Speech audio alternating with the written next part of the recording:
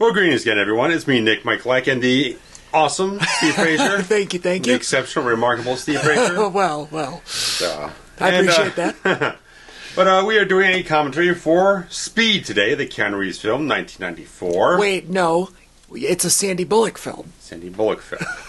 Go ahead. Jeff Daniels film. Anyway, which way, guys? So if you got your own copy, hopefully you got the 4K version, because it looks wonderful. Yes. And so you can get your timestamp over to 0 and turn on your subtitles to follow along with us all the way. So it gets synced up with the countdown. So in 3, 2, 1, play. Some people would argue that it is the other guy, Dennis Hopper film. Sorry, I wouldn't claim that because I can't remember. Step up for it. Can't remember his fucking name. Chainsaw 2. Now that's Lefty. That is a Dennis Hopper film. Dennis Hopper's on his own film inside that film. Yes. Oh yeah. 20th Century Fox film. What'd you say? 94, 95? 94. Oh, I thought it was 95. 94. Jesus Christ.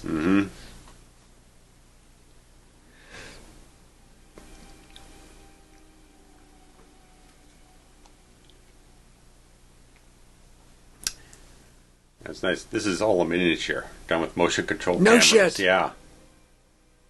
Explains how it goes on for so long. For the whole credits. Yeah, ironically, it's not Speedy.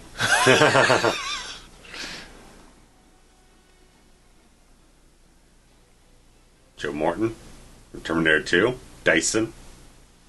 I'll know him when I see him. Yeah, black guy Miles Dyson. Oh, yeah. Cyberdyne. Yeah, Cyberdyne. Got it.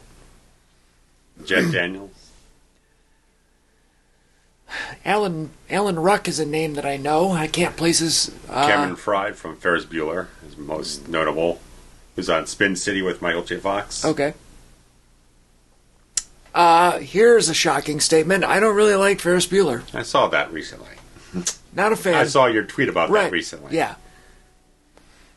I knew what you meant. Just make sure people understand. I just watched the film. You didn't watch... You're right. I've been watching the film since I was like 6. I was going to say, when's the last time you watched it? Because... Recently enough. I don't know. It's all just... the wrong examples for people. Teach you how to lie and cheat and scam your way out of things. I get that it was a certain... it was the right time and place for some people. Yeah. Kind of like Animal House was a decade prior. Or whatever. But... yeah, I don't know. It doesn't really do it for me. I mean, I will absolutely endorse skipping whatever you do to go to Wrigley. So, that's fine.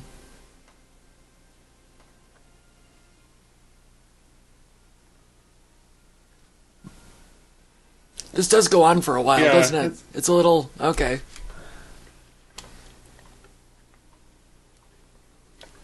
This movie would only be an hour 40 if we didn't have this opening credits scene.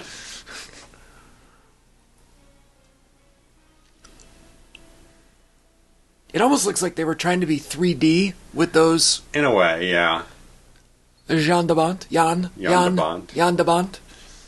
who's done several things that we've covered on this channel, I believe. He started out as cinematographer. He shot Die Hard and The Hunt for October and Basic Instinct and a couple other things here and there. Then he went on. This is the first thing he directed for a feature film. Then, number one feature direct? Yeah. Okay. Then he does Twister, then he does Speed 2, which nobody talks about. And he did The Haunting, which had a whole bunch of CGI with like Catherine Zeta-Jones and Liam Neeson. I remember The Haunting, yep. God, I remember Twister. What a phenomenon. Good Van Halen song in it. Humans Meeting. Sure.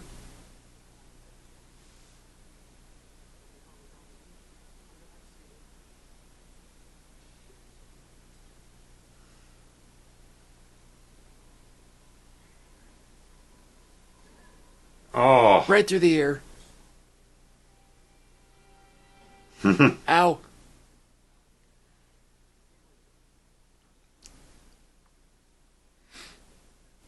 Now, that's the way you start out a movie, right?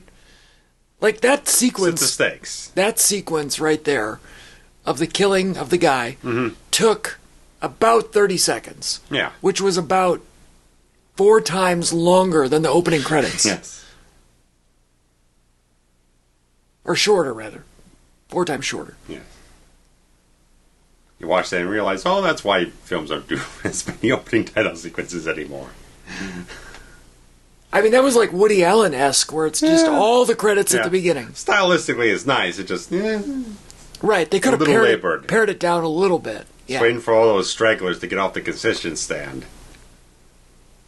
Dude, can I just complain for a minute? Sure. I've seen 2 movies in the last month in the cinema. And we'll come back to being stuck in an elevator. The first one I went to had 10 trailers on it. Oh, God. The second one I went to had 9. This is the new standard.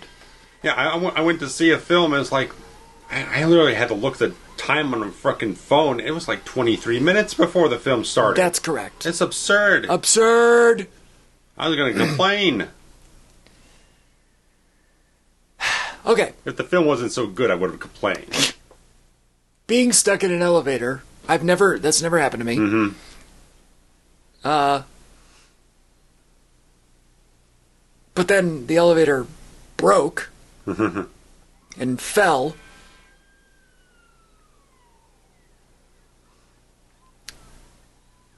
Not sure what the end game is on that. Do we know where this building is located? No, that's an entrance. No shit. I think you just killed the axle on the car, but that's a nice entrance. Is it Murtaugh driving? Riggs. Riggs would have been the crazy driver. That explains it. See, they waited for the bomb squad. Riggs didn't wait for the bomb squad. That's right. That's how you know that it's a professional. Cut the wire. The red wire.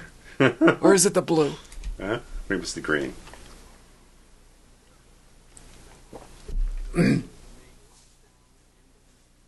Yeah, it's Joe Morton with the stash. Looked good.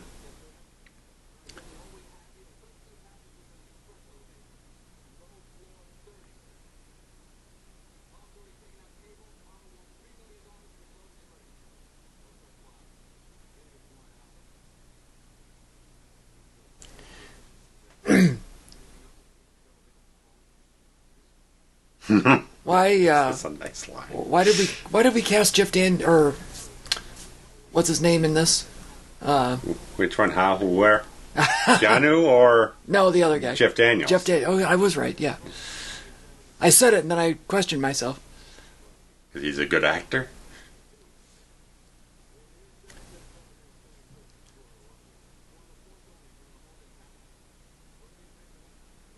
We need to do Arachnophobia. I fucking love that movie so much.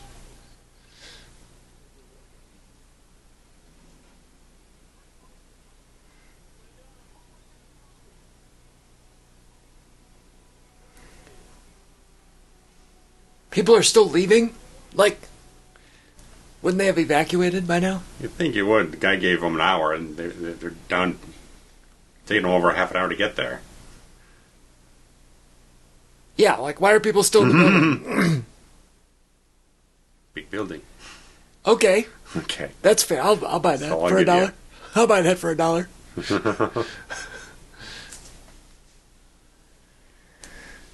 I can't imagine being stuck in an elevator like that. So, my good friend Kristen, who is the one who basically gave me a screenplay class for free. Okay. She and I will, have over the years written a bunch of practice things, and we've pitched ideas back and forth to each other. Sure. And I recall a certain time I said, what if we did a movie about some folks that get stuck in an elevator? Okay. I pitched this to her. An elevator pitch, literally. Sure. And she said, and I suggested it as a comedy. Okay. And that's refreshing, because most times it's just the usual drama. Right. We're trapped, we can't get out, we have panic attacks. And I suggested a comedy. And she said, what are they going to do? What's the story? Yeah. And I was like, well, I don't know, but I thought, anybody can write an act one. So I thought, they get stuck in the elevator. There's hijinks. Maybe they try to get out and it pratfalls and I don't know, whatever. I was just brainstorming. And she basically laughed at me and said, nobody will watch a movie about people stuck in an elevator. And then about a year later, there comes out a movie called Devil. I thought this was coming up in the conversation. Which I went to see and loved. And I called her on the phone and I said, Kristen, fuck you. Because it's great. Not my movie. I didn't think to do horror, but... Sorry, I digress. C4 on the elevator cable. All right.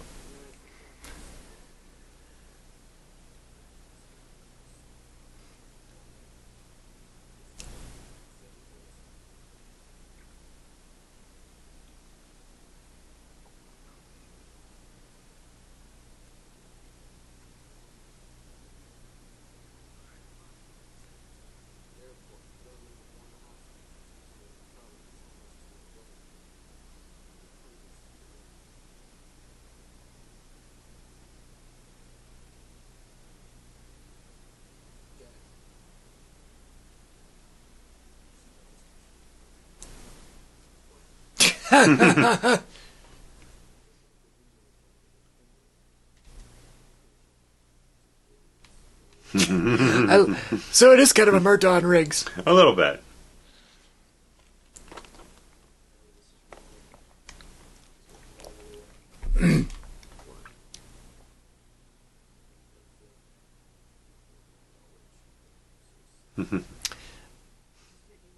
I did not have a memory of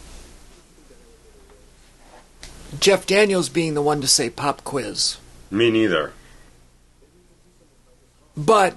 As I hadn't seen this in right. so many long years. And I have not seen it in at least a decade, if not much longer. But as we saw, Hopper had ears on it and heard the phrasing. Right. So I like that. Mm-hmm.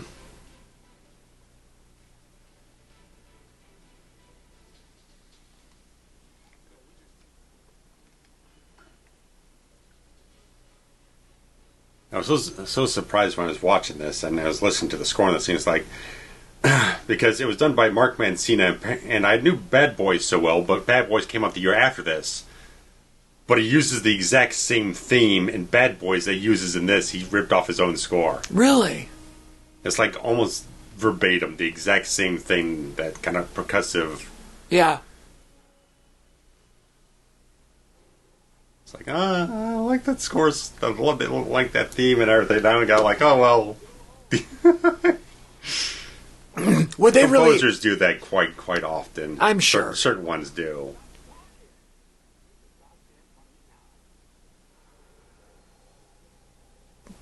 Do you think that these two would be doing it on their own and not asking for help? Yeah, you would think they would like, okay, hey. Like, we've got a plan. Chief, Sergeant, right. Lieutenant, what are they, Captain. Sheriff. Inspector. She looks familiar. All of these people could be people that are just, sure. It's their first movie or whatever.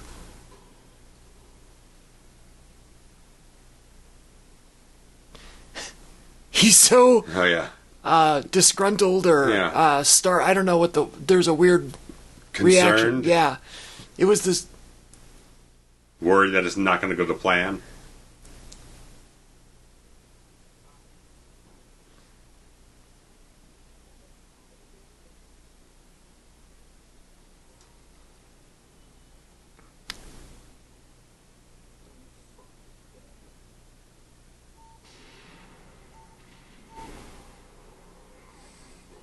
I feel like if that was actually C4, it would, or plastic or whatever, like it would explode the whole building, not just Yeah, maybe. maybe not the whole building, but like the whole, it would go kablooey. You bang. Yeah. Whoa. I think they're using a lot of like miniatures, model work in this whole thing for a lot of like blowing up the. Well, it's very effective. Yeah, whatever it is, I think just like they use all the combinations of everything on this film that I was looking at.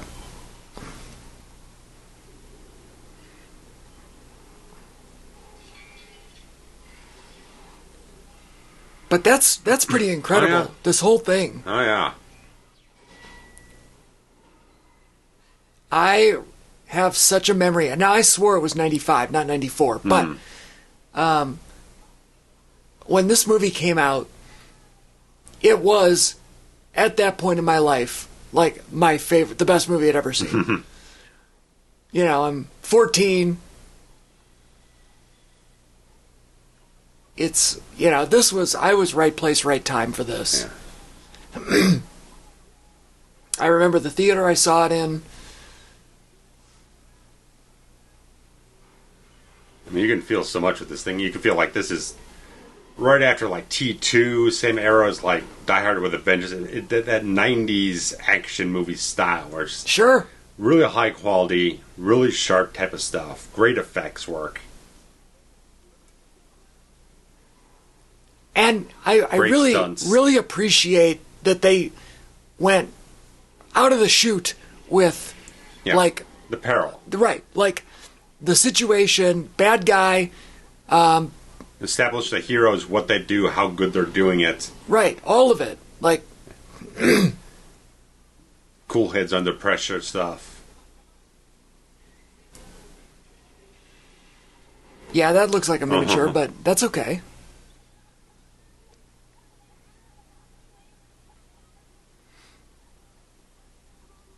I mean, watching this, it was like, man, the sequence is tense because anyone could get chomped in half or something on this thing. Right. You never know when it's gonna. And now we've got a hold your breath moment because we have a holdout, Yeah. and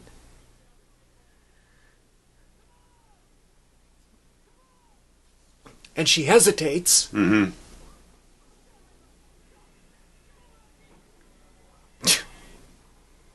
And you think for sure that it's gonna Yeah. take her out. Yeah.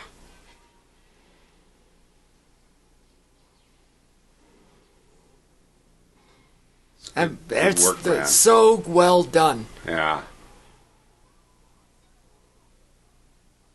So well done. This feels like definitely a 90s freaking office building. Yes. This whole design. Are you a fan of The Negotiator? I haven't seen that one. Fuck, it is so good. Kevin Spacey, I think Sam Jackson. Sam Jackson. Yeah. It is, I mean, it's a 10. Okay. It's so up your alley. Okay. I'm telling you, look up The Negotiator.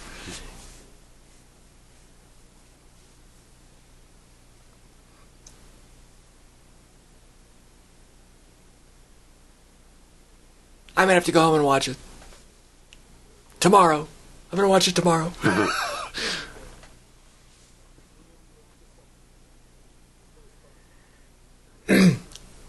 Keanu is very smart in this movie. Oh, or yeah, intuitive, I guess. Yeah, And very much. the character That's is what I so... was thinking of. It's almost too much. Like, he's... Maybe a tad. Yeah. Well, we'll see how it goes. You've got Daniels playing the seasoned vet, knows the tricks in and out. But he's like the young buck that has... He's like outsmarting everybody before. Now, I guess the fact that he is right about these elements here makes you want to trust him later in the movie. Right. So I see why they're doing it, why it's written that way.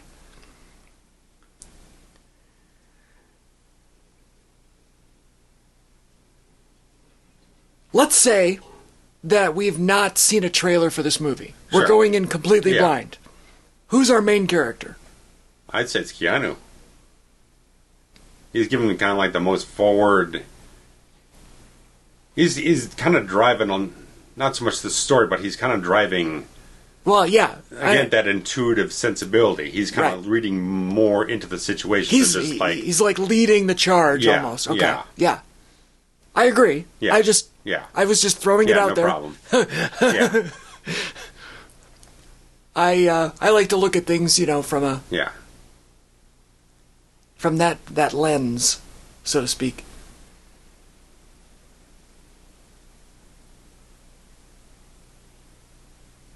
He's chewing gum also, by the way. Yeah. Yeah.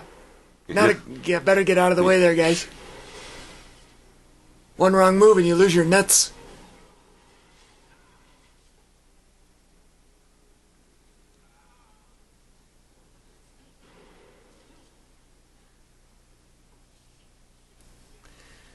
How many rounds is that little sawed-off thing? I don't know. Probably not a whole lot. Mo Howard. Yeah, it is. It is.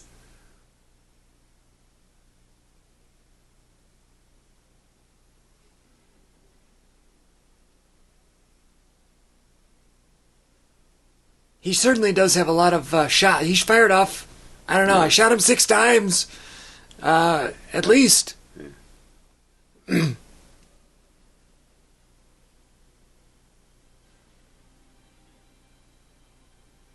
Didn't he type floor 40 something? Well, it shows more later on that he can manipulate. That he can type in a number and send it to a different floor, but when they're reading it, the control center, it says a different floor. So he fakes them out.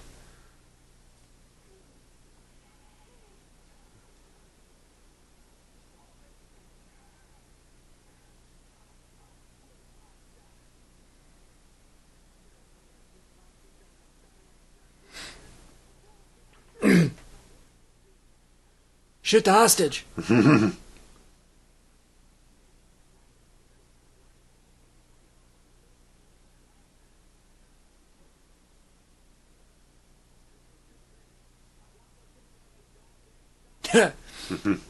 Yeah, that was a good way to establish that he can misdirect the read. Mm-hmm.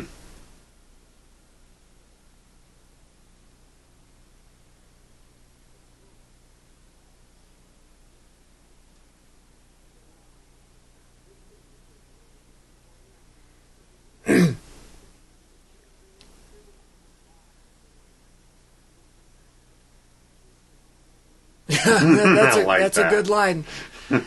And what's even better is he called him Mr. Yeah.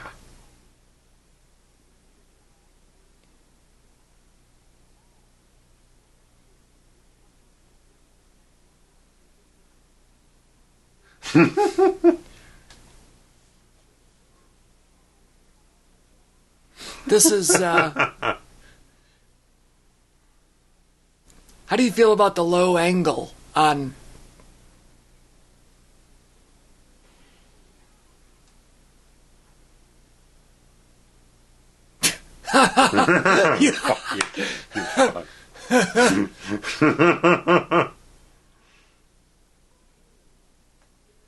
Oh.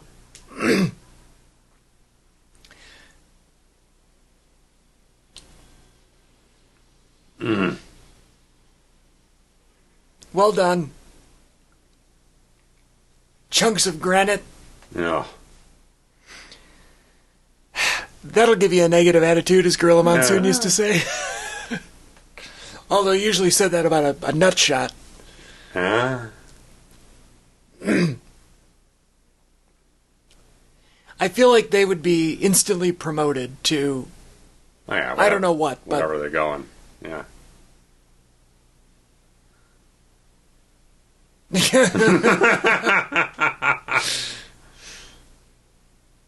You told me to. That's true. That is very true. We saw the whole thing. Kind of looks like Guy Pearce in the background there. Hmm.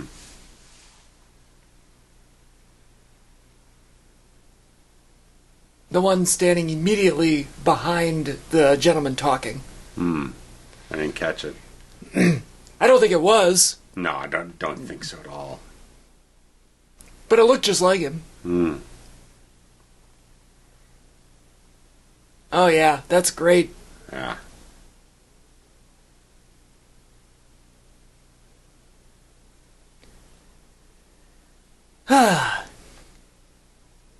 I love a good cop celebratory scene at a bar.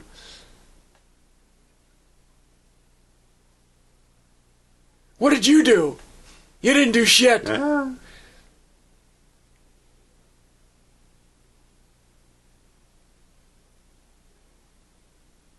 grew a great cop mustache. That's what he did. Well, yeah, but I'm saying... I don't know what he's all, highfalutin about. He's wearing a hell of a good suit, too. I just love Joe Morton. He's great. He wears a mustache well. Oh, yeah.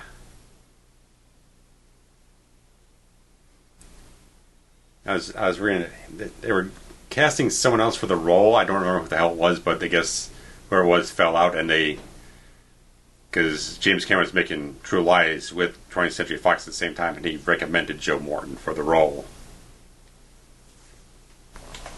Was he in True Lies? No, he's Terminator 2. Oh, okay. I see. Yeah, so it was like they were talking, right? Talking. I got you. I thought maybe calls saying, "Hey, we're short a guy, and we need someone who can." Gotcha. I mean, I knew he was in Terminator. I just thought maybe that meant Cameron brought him onto the other one also. No. I think they were. I'm just trying to think of release dates and everything. I think True Lies comes out like a month after this, and they were kind of like thinking about speed. Was it going to be that big of a hit? And they're going to push it later in the year. Oh, okay. But the one they saw how good it turned out, they moved it up in the schedule ahead of it. I see. Like hell, man. This thing made money. $350 million. I recall, and I saw it twice, so in the theater. So they got $10 out of me. They made like 12 times the budget on this thing. The thing only cost maybe $40 million, which is crazy considering all of the stuff they did on this film. Right. Yeah, I wonder where we're at right now in the budget, like just from that opening sequence.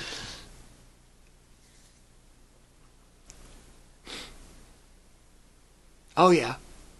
That's your flavor. Oh, you got it. I don't know about the hatchet on the wall, but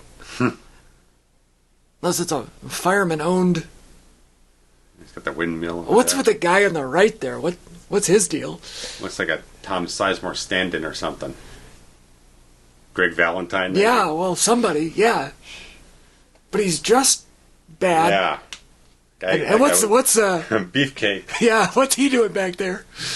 Man Street? Is that what that's in? Those are hookers. Not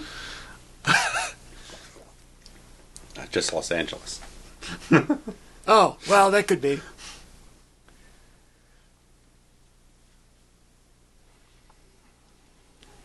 There's some more budget for you. That looks great. Oh, yeah? I mean, that's not CGI. No, that's all Pyro. There was no CGI back then. Well, there was. Well, I'm not... They're not going to CGI a giant bus. Right, no, right. They're not doing that in this film. Right. But they're doing... There's some blue screen work and probably some wire cables removed from stunt sequences, stuff like that, and a couple composite touches, but nothing. Nothing like fucking Fast and Furious where all the cars are CGI crazy. That's what I'm saying, yeah. It's not that shit. You think there's a Tony Caesar stunt in here somewhere? Maybe because it's fire, they called him the consult? Yeah.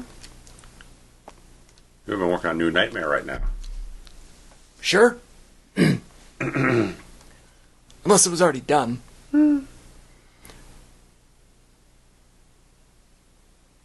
Oh, the flames reflecting off the phone. Yeah, it was great. Touch. I'm glad that there's subtitles. The angle doesn't quite work out, but whatever. It's fine. Yeah.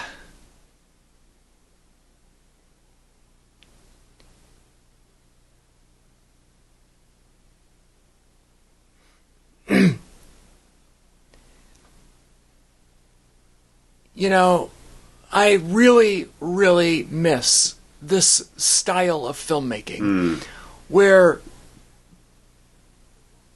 people just don't write movies like this, where there's a bad guy and he's doing bad things and the cops are chasing him. I feel like this is kind of a lost art in today's day and age. Yeah, I mean, so much it's like, it's all like overblown spectacle. This film's probably like 90% of the stuff is all practical. It's a couple of miniature work and some model work and then some minor digital work on top of it. But it focuses on the story first, then builds up the sequences beyond that.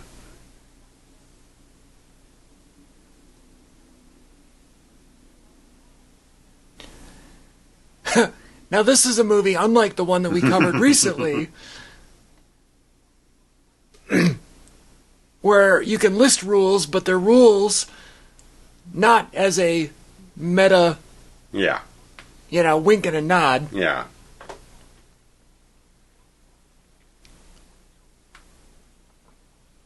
You got to watch The Negotiator. Oh, my God.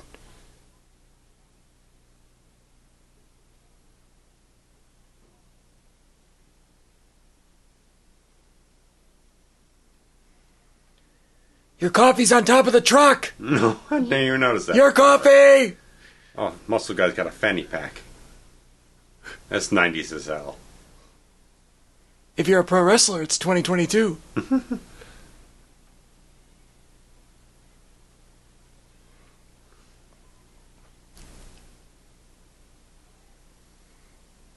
There's a 90s look, huh? Oh, yeah. Is she smoking? She's going to get on this bus with a cigarette? Yeah.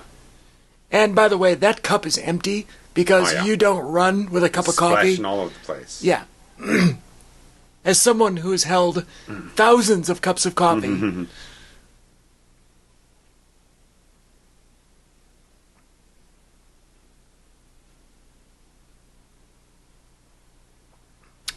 I wonder if any of those numbers mean anything. EX33, and then, that guy. Yeah.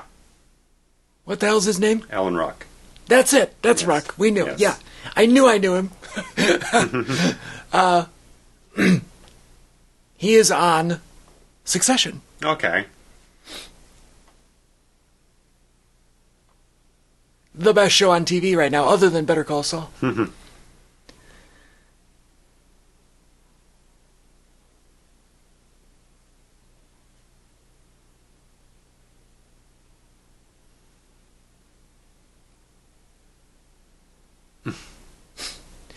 She was pretty new to movies at this point. The only thing she really did before this was Demolition Man in '93 with Stallone. I don't even remember that. Yeah. People just think of this one as her splash, but yeah. Well, did she splash in Demolition Man, or was she just in it? She's a direct co-star. She's with Stallone most of her scenes. Okay. So. But most people think that it's Stallone, it's Wesley Snipes. They're annoyed by Rob Schneider. Isn't everybody? Mm-hmm.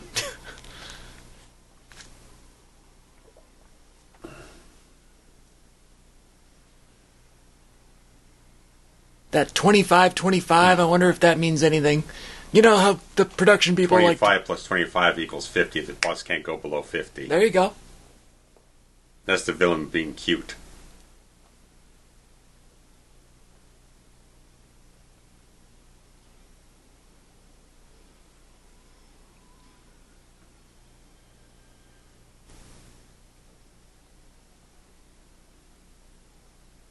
She's in a bunch of shit, too. Oh, yeah, she looks... Oh, what the hell is her name, and what was she in that we just watched, or I just watched? Oh, damn it. Yeah, I don't know if you're going to be able to pull her up. That looks like the OJ chase of...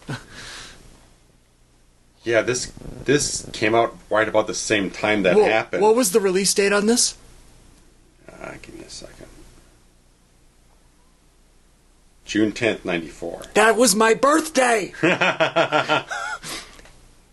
And the OJ chase was 1 week later. 6/17/94.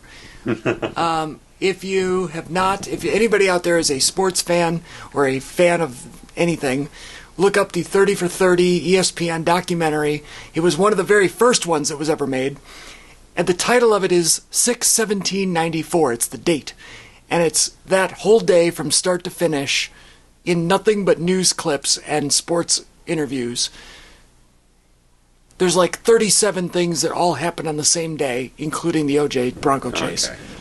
Okay. I think I found her. Beth Grant. That's definitely her. That's her, yes. All right. She has 244 acting credits. All right. Well, text me her It's gonna be name a little thick. so that I can. That's what she said. Text me her name and I will look her up.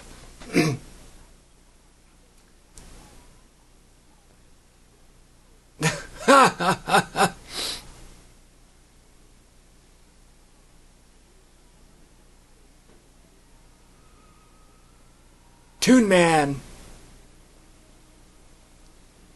Oh, see, now it's really obvious that it's like the bus number because it's on the top of the thing. I Yeah. thought it was just somebody. But they've shown it way too many times. Slow down.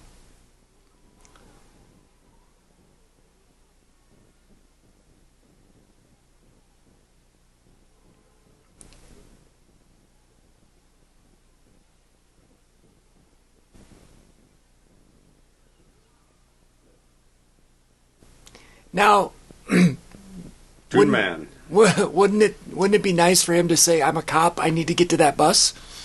Is that so hard? Is that so hard? This is the least amount of traffic in LA Yes. ever. Oh, okay, got it. Yeah, I'll look her up.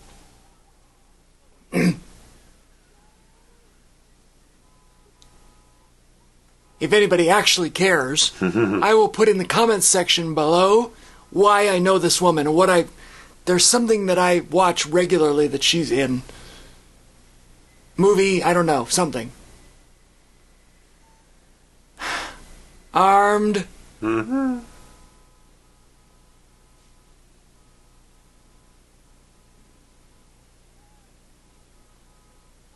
figure what car that is. I thought it was a Mercedes, but I...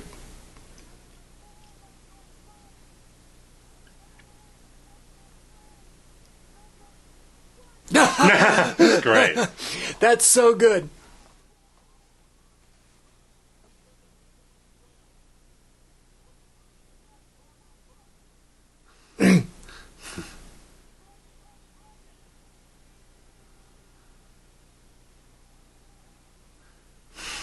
I just don't buy that there's this little traffic. There's no way.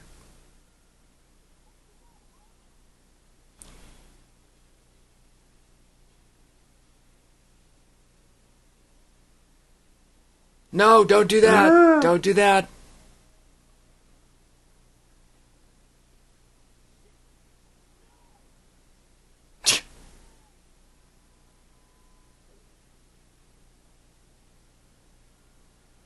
I mean, great suspense. Great suspense.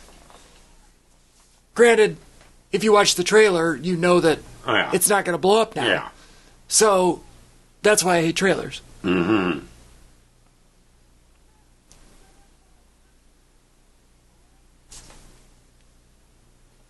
I feel like I've seen this bus driver, too. Yeah, he's got a particular look.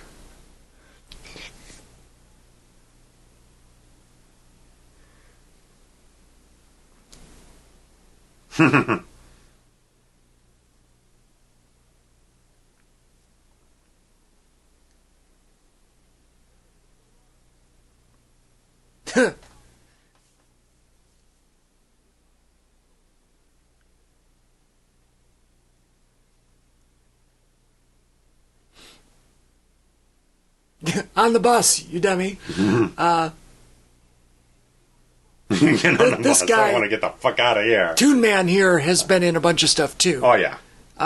It's so crazy looking back at this and like how everybody is Somebody. Somebody, yeah. which makes it. I always loved that idea. Oh, there you go. Insurance ain't coming on that.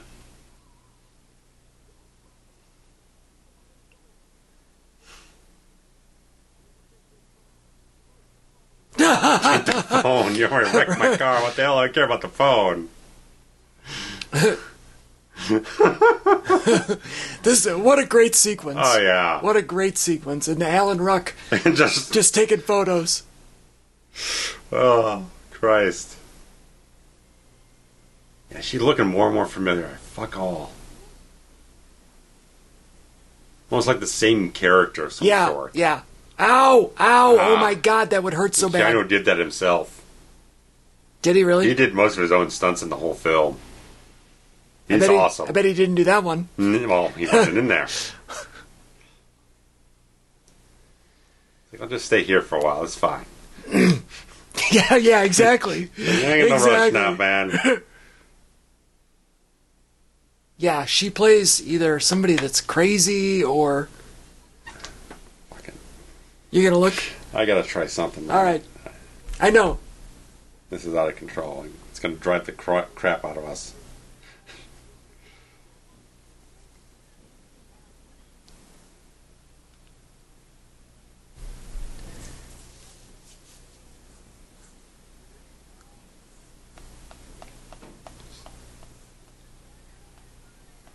Oh boy, we gotta... The guy that looks like Latino Chris Kirkpatrick from NSYNC.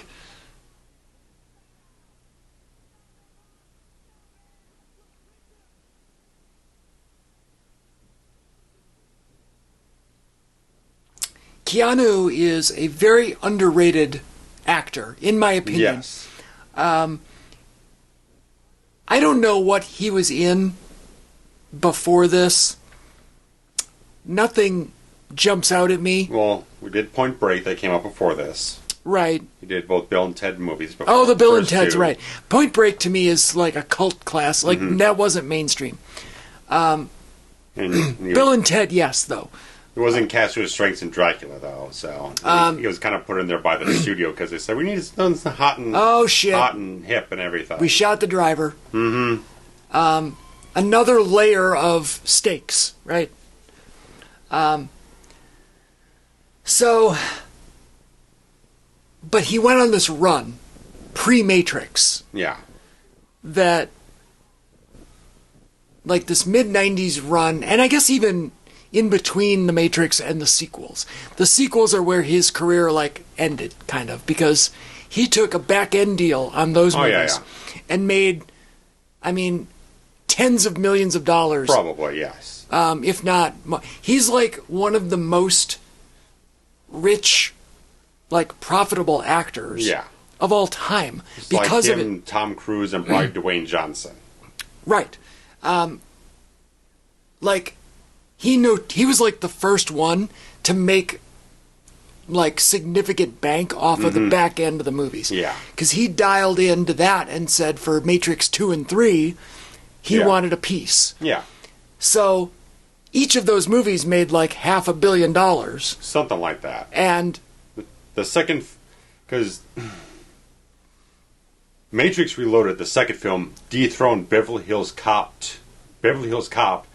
as the highest grossing R-rated film domestically. Okay. So that's like 19 years. Right. And Beverly Hills Cop made $250, I think. I think it was over 3. Was it over 3? 350? Was it 350? I thought it was okay. It made quite a bit. Well, anyway, R-rated fare. It beat everything else out. Made 2 and 3 each made 400 plus. Yeah. And I don't know what his percentage was, but he took points on the profit, on the gross. I think on the gross, not on the net. I think, and he walked away with like $100 million or something. Probably, yes. And just for like those movies, so. But then he just kind of faded away. Coasted for a long, just doing whatever he wants. Right. But in between this and that, so 94 to 04, that 10-year period. Yeah. And he was in 10 years before he gets the John Wick films, and now those things are making tons of fucking money. Sure. Right, he didn't have to do anything in those 10 years. No. But in these 10, he was in a run of, like, all these movies that are all so underrated. Mm-hmm. Harold.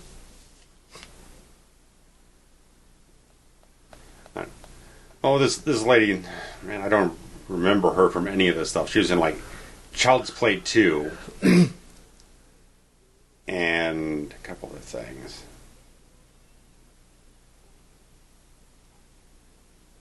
City Slickers 2. Okay. But that doesn't... I don't remember. Yeah, I don't from remember any of her this. either. Just maybe it was the episode of X-Files she was on. I don't know. Maybe that's ringing something. I don't know. I'm not looking. I can't look through any more of this. All right, I'll 10 minutes. I'll give it a go real quick. I went from the early stuff to the newer stuff because I figured that'd be a wider net for me. I'm gonna. All right, I can't do IMDb. I'm gonna do the wiki. Okay.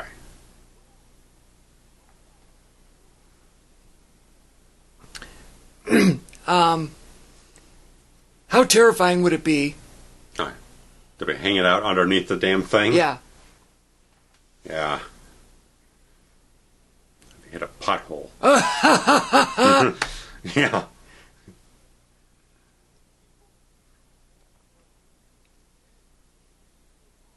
Uh-huh.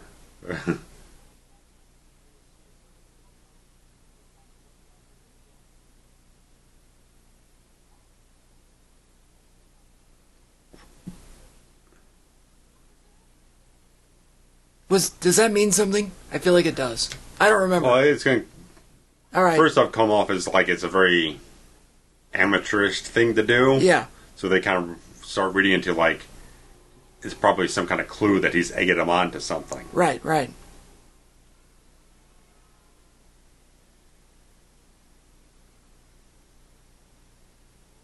Oh. Oh boy. There you There's go. a good stunt.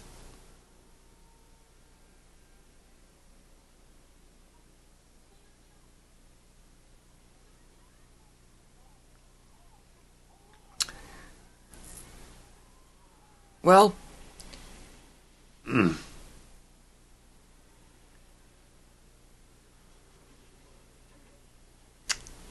she was the pageant leader or pageant host in Little Miss Sunshine, and maybe that's what I'm thinking of. But I'm going to go with that. Well, she's also in Rain Man as a... I saw that. I wasn't sure how much that would ring anything. It doesn't, but I have a very distinct memory of her in something, and it might be Little Miss Sunshine. Okay. Which I did go on the record and predict that it would win Best Picture Okay. in 2006, but it did not win. In No. fact, it lost to The Departed.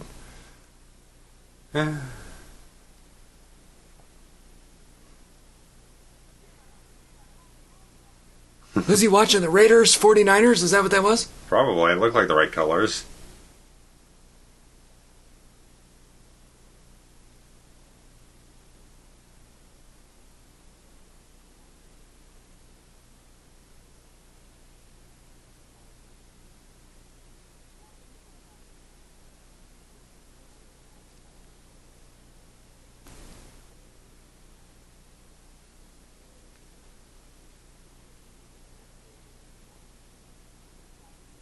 She looks familiar too.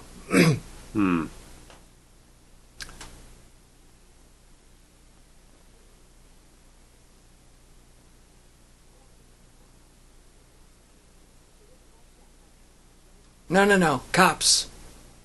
Mm-hmm. Now, who's to say he was a cop in this town? Right. You know? Well, you got to start somewhere. Well, sure. Yeah.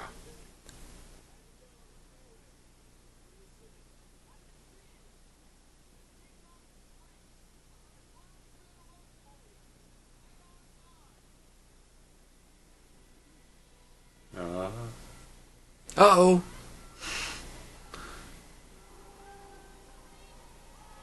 Sorry. Isn't it funny how everybody does that? Anytime you do something stupid, you just yell sorry in your car as if they could hear you. Everybody does it.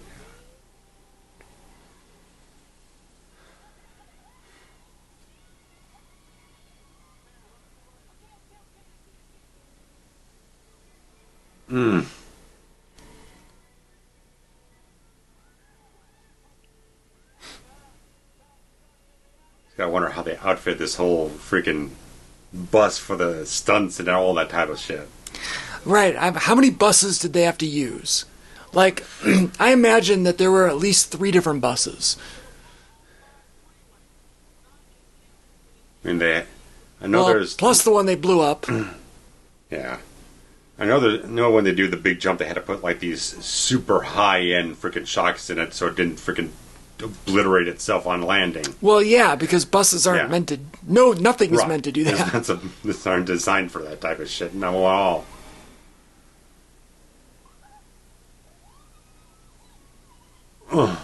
Oh, no. Oh.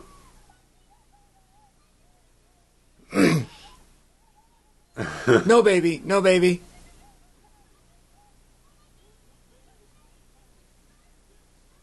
I like that he's smiling. He's kind of corpsing there. Yeah.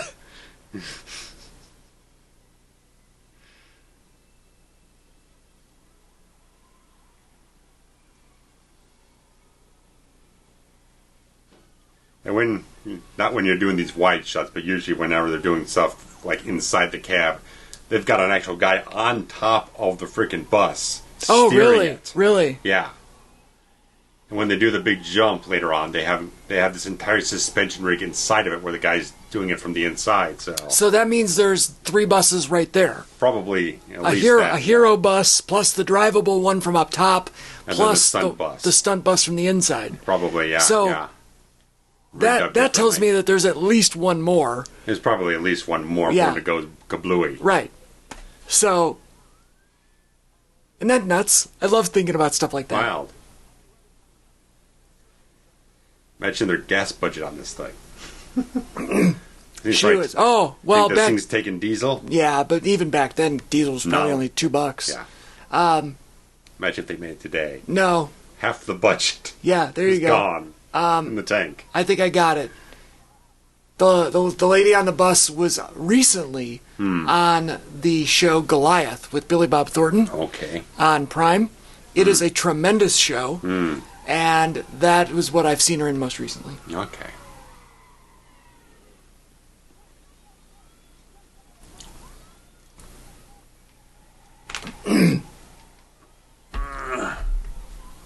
I've never driven a bus. I don't know. Oof. I don't know how hard it would be to make you feel this stuff. You can really feel like the tension and all that type of stuff where they're just trying to get it without friggin' flipping over. Don't you think the impact of that would have dropped it below 50? I'm just being... There are certain shots in the film where it doesn't look like the bus is going 50 miles no, per hour. absolutely I'm trying to give them some leeway. Sure. There's some but LA chopper action. In the spirit... Right, did Michael Mann do this? In the spirit of me like being here, me. It ain't going no 50 miles per hour. Right. It looks like 30.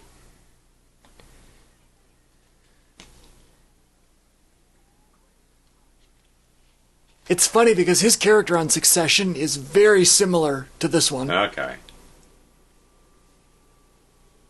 What a great show that is. If anybody doesn't watch Succession on HBO, look that shit up right now. Brian Cox. I was going to say, that's your Brian Cox show. Yeah. And my boy Rory Culkin. Oh, there we go. It's all your favorites. Yeah, he's the best Culkin.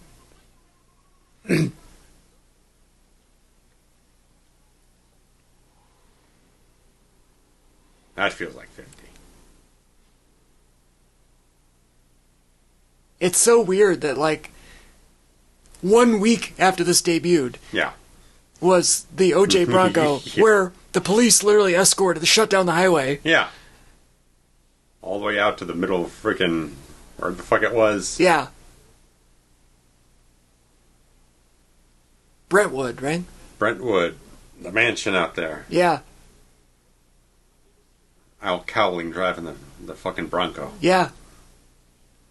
And, I mean, as somebody who is freshly 14, 1 week into being 14, I remember I was out celebrating my birthday the following weekend with my dad. And I came home, and I came in, and my mom said there's something going on. Oh, yeah. So I went, and I was glued to the TV. Glued to the TV. You didn't get to watch your TGIF lineup on Friday night. No. And, I mean, it was unbelievable, because I thought that somebody was going to die right on the live television. We thought he was going to either crash or commit suicide or something. And, oh my God. And of course, WWF had to steal the footage for the Gold Dust. Sure. Piper Well, yeah. backlot Well, brawl. yeah, of course.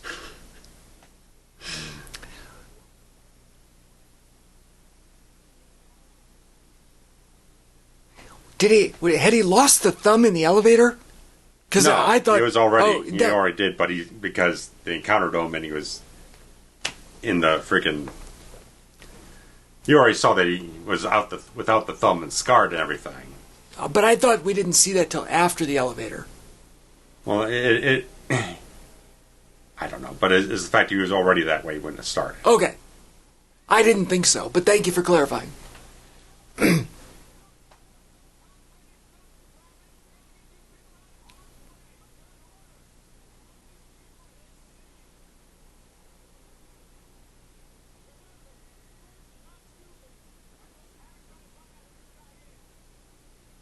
By the way, as somebody with only one vocal cord, I can tell you that it's impossible to talk at a regular voice and yell 50 miles per hour. across two vehicles going 50 miles an hour. Yeah.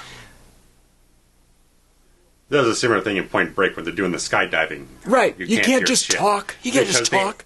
The sound has to reverberate through the air. Right, which is going up at, God knows how many dozens miles per hour.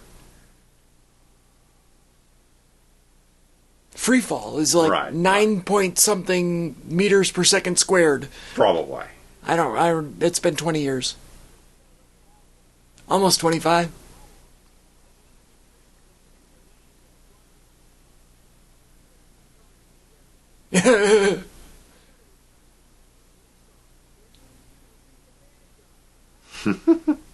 Sometimes he shoots the hostages. What?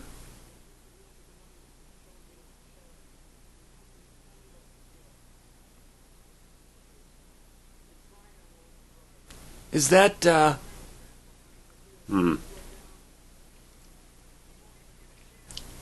I, to this day, I remember Wildcats as the mascot of Arizona because of this movie. Okay. What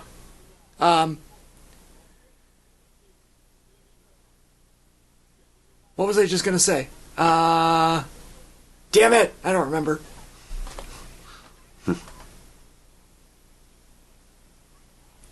Is that a wig? She really looks not good. What? On Bullock. No.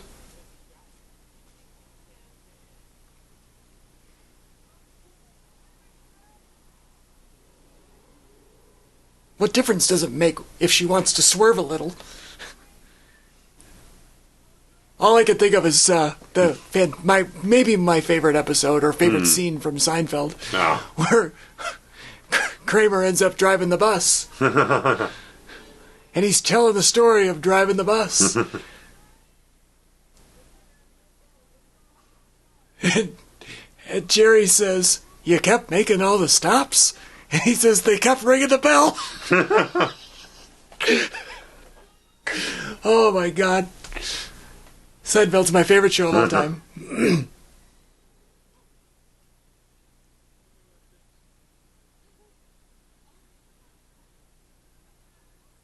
You could tell all these people are actors because they all have perfect teeth.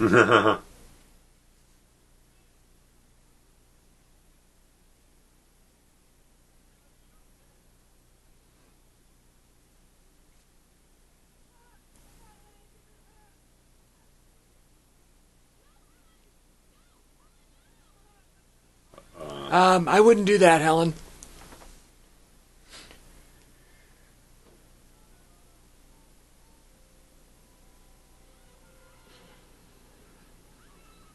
Oh. Oh. Oops.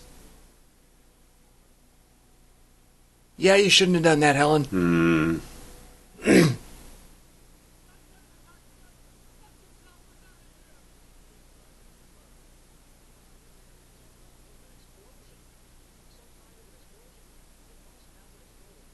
Oh, I know. I was going to ask if that newscaster.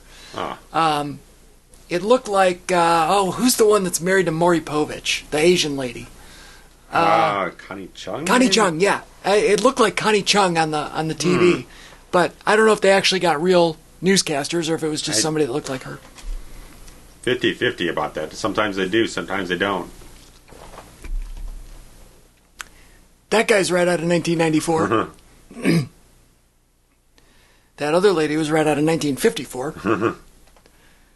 Not that lady in the back. No, the one on the other side with the beehive. That one. That one, yeah.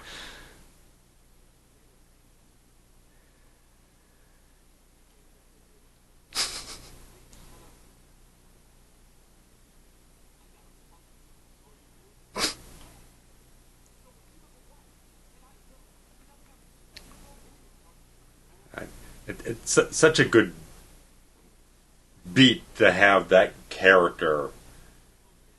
Which one? The one that got sucked underneath. Oh, okay. With the explosion. Okay. It's such a good beat because, again, one, it establishes the reality of the threat. He is actually going to do this stuff. Right.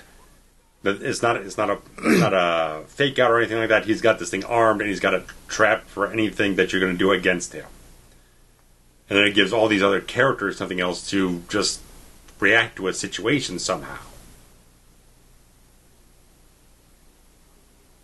And I like that they took a minute to have a couple of those, the passengers interact with each other. Yeah. Just now, granted, we don't meet them all, Right. but we got 3 or 4 of them back there that just have characters. Right. Characters, a little bit of a chorus for the audience to kind of grapple with the panic of the situation.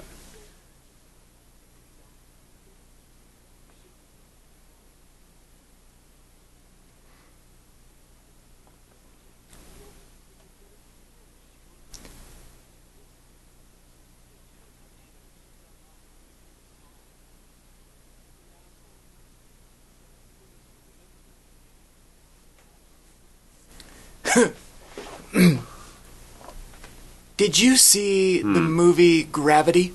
No, I did not. Okay. Sandra Bullock is in it. Mm-hmm. George Clooney. Yep. And at the time that Gravity came out, oh shit. How would the police chief or whoever, the sergeant captain, not know that the highway isn't finished? Like, isn't that something that police are aware of? I have no idea. It's finished on the goddamn map. Well, excuse me. There's your answer. Well, fuck me, it's finished on the goddamn map. Yeah. So, at the time that Gravity came out... Map says we're fucked. Oh, Ricky D. Logan, my buddy. I love it. That's so good. I don't remember exactly what year it was, but I was writing reviews for the Oscars website that I was working on. And the entirety of my article regarding Gravity was how it and Speed are the same movie. Okay. Both with Sandy Bullock. Yes.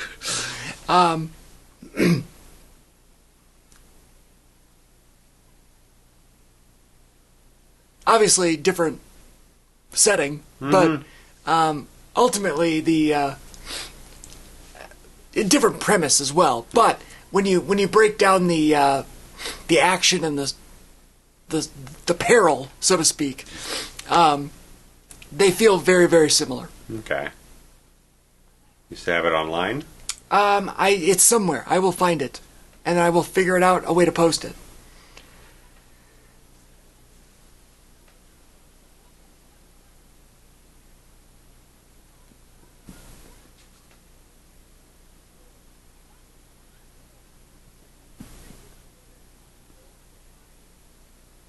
Put the pedal to the metal. You're only going 60. I mean... The needle only goes up to 70. I mean, I guess it's a bus. But... I was on the interstate today, driving to this home that I'm sitting in your home, and I know that I was going 90 at least for a good portion of it. Welcome to Chicagoland for all of you that don't. Yeah.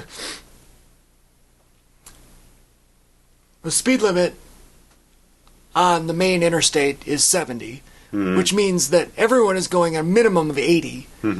And those of us in the left lane are going 85 plus. So, I find it ludicrous that any vehicle is driving under 70 at any point in life.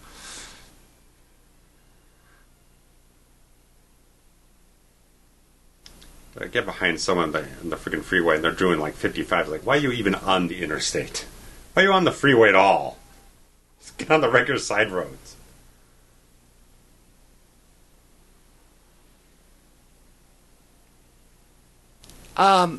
Just from a physics standpoint, there's no way that bus goes anywhere but straight down. Yeah.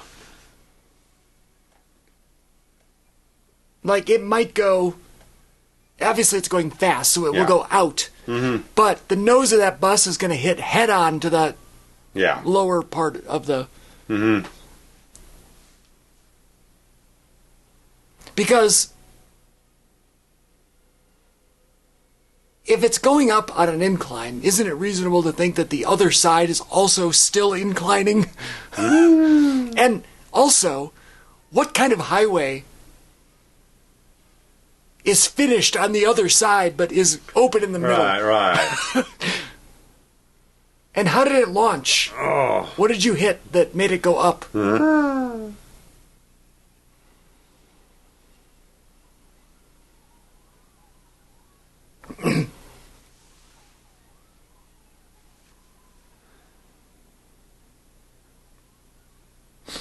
But again, another moment of, like, you know, you made your asshole pucker for a minute there. Yeah. I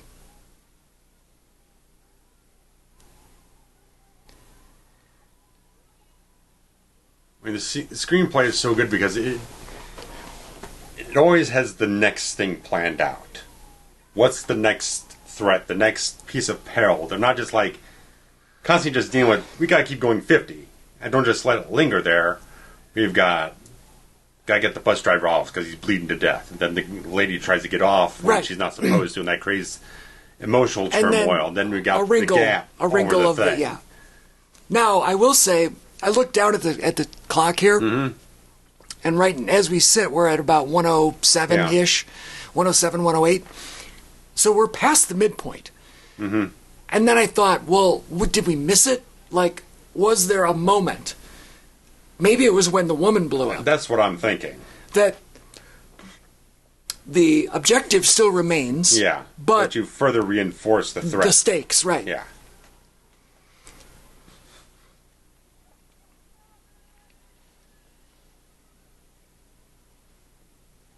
The airport's a good move because... You just keep driving around. Right, you just go around and around and around.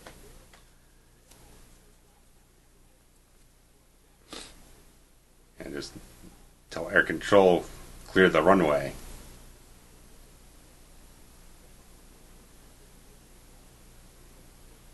It's built nice beat. Nice.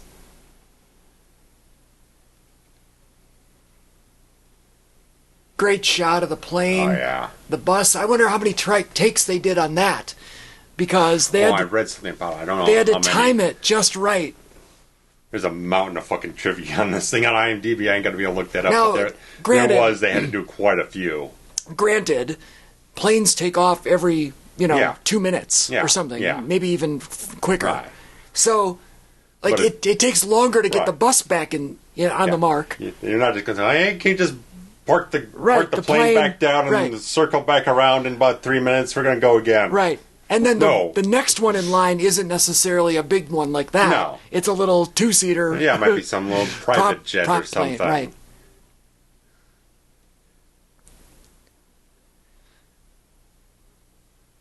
right.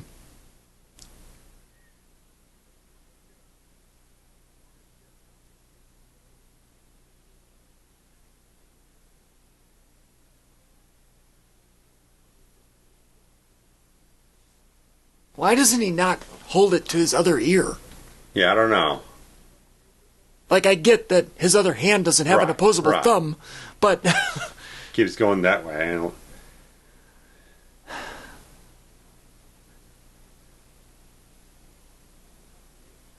would have been nice if, like, they had, like a cauliflower ear or something? Maybe that, or just, like, he's got a earpiece thingamajigger. Oh, okay, yeah. As if, like, he lost part like he's listening to the news reports. Almost like if he lost part of his hearing from an explosion or something. Right.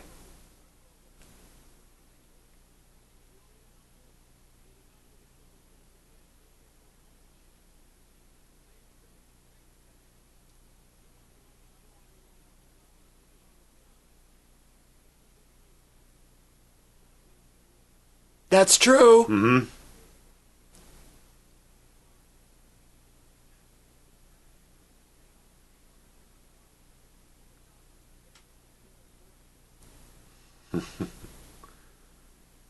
That's the one in the middle that I was thinking was Connie Chung. Maybe, but on that look, it looked like not. Probably, yeah.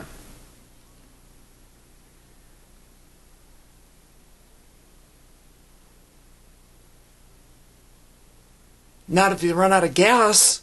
Oh, that's going to come up later.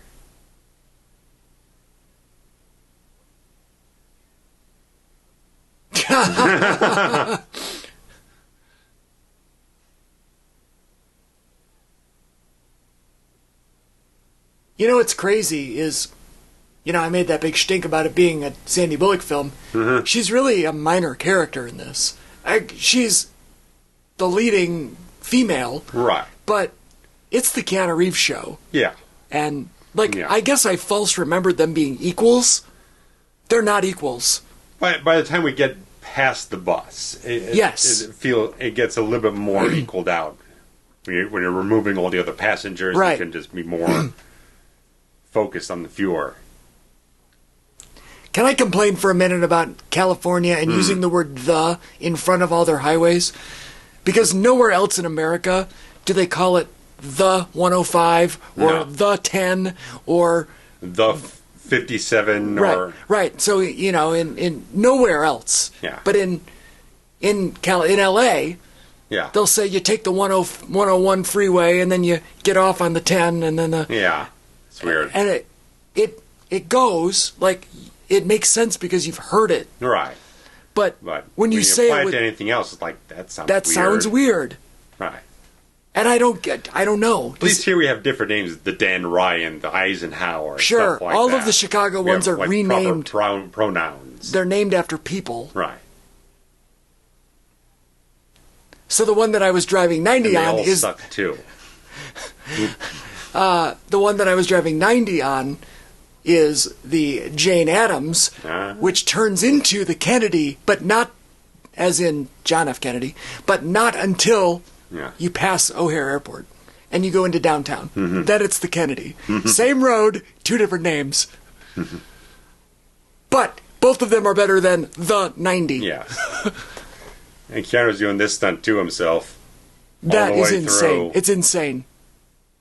And like I said, Keanu is he's a lot like Tom Cruise, man. He's old school. He does it all himself because he wants to make the best thing possible. He wants to be in it.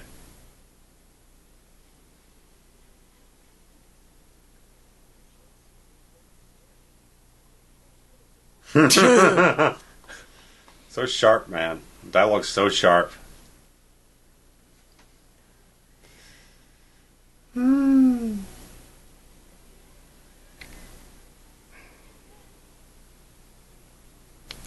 Gosh darn.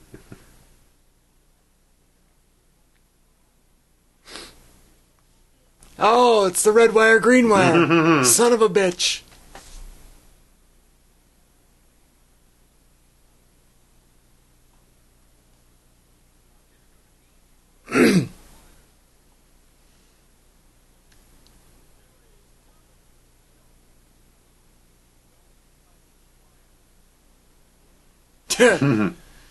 Meanwhile, he's going 55 miles per hour. Yeah.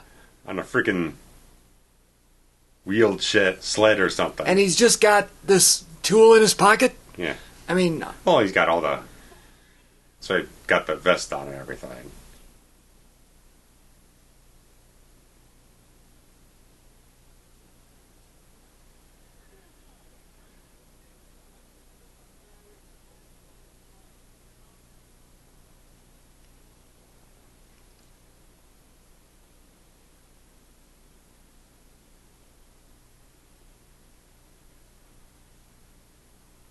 So this is one of those things that is super techy, but the layman watching the movie, you and me, have no idea if it's accurate. So they could really just be talking out their ass and making shit up. But it sounds good, and so we don't question it. So there are people like me out there that will nitpick if it's a field that I'm aware of. But in reality, you're on this end of the equation so much more that you have no idea what's going on. I'm sure folks that watched Gravity that work for NASA were all kinds of pissy that they didn't do it right. But the average person has no fucking clue. That's where freaking Neil deGrasse Tyson got all his freaking notoriety from in the wider scope of people. What, doing what? Just nitpicking all the science of the whole Gotcha. film. So it became a household name.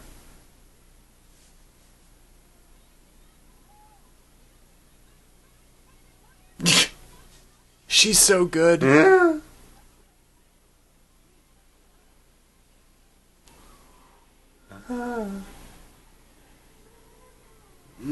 That, I mean, I'm scared. Uh-oh. There goes that. And Uh-oh.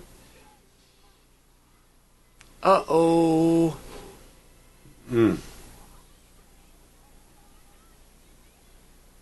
I like that these two old black people are just sitting there never saying a word. Ow, ow, ow, ow.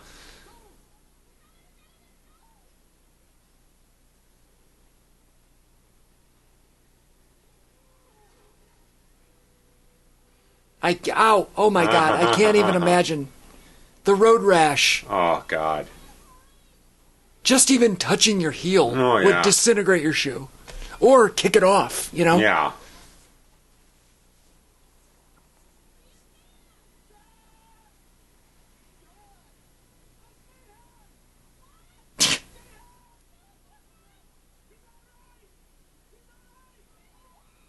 These two are yelling at the top of their lungs, but the two yelling across the cars, going 50, we're just talking in a normal voice.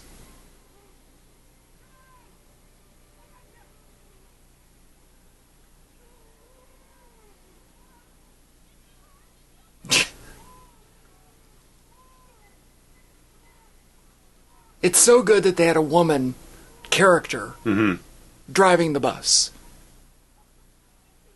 Because a guy wouldn't say that. No. Nor be concerned about the other guy's well-being. Well, watching this has that kind of like 70s disaster movie vibe. A little bit. Little Poseidon Adventure, Towering Inferno thing. You just got this ensemble of characters trying to help each other through adverse, terrifying scenarios. Dare I say, we need that format to come back. I'd go for it. You know, the Towering Inferno and the Negotiator both can be not remade, not redone, not rebooted, but in that vein, yeah. That thing is moving. That's going to be done in 30 seconds.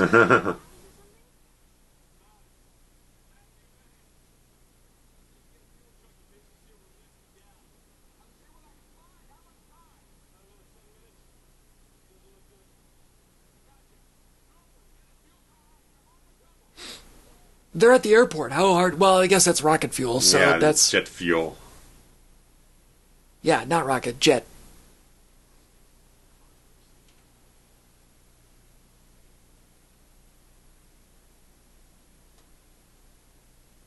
The doors are open on the car before.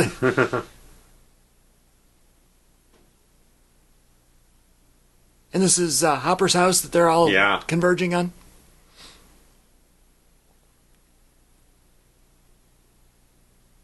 With Daniels leading the way, huh? Yeah.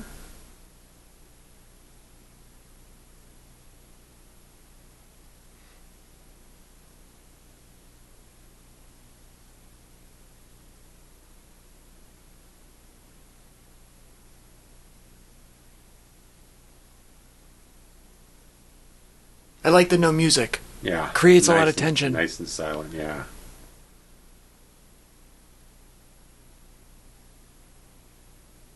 Weird, eclectic 70s style decor. Mm-hmm. All the lamps. There's way too many lamps in this room. Uh-oh. Shit.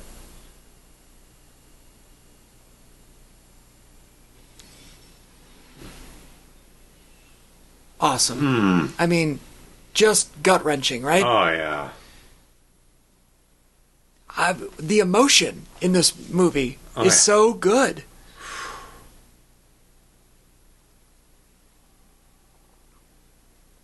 The thing doesn't waste...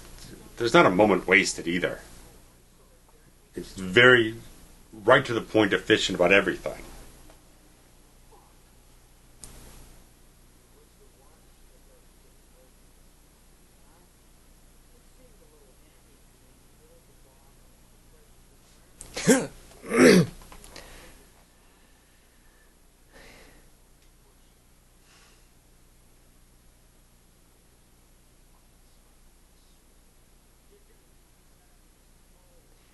And I like that they're keeping the villain involved in the story. Yeah.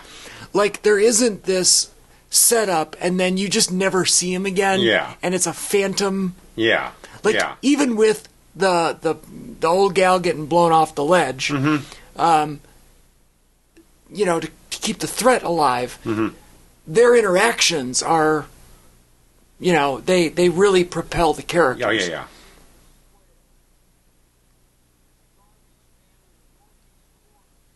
There's a point here, like, on another screenplay, someone would be like, Jack's going to say, just fuck you, and hang up on him and say, screw you, I'm not going to play by your rules anymore, but it's so much better to keep it going, because it just continues to maintain the tension. Right.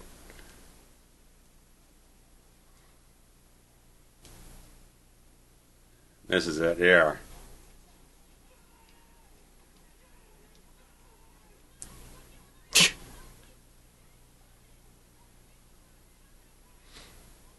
Good emotion. That was good. It's just showing that intensity, man. And I like the flip there where she says, "Don't give up on me." Yeah.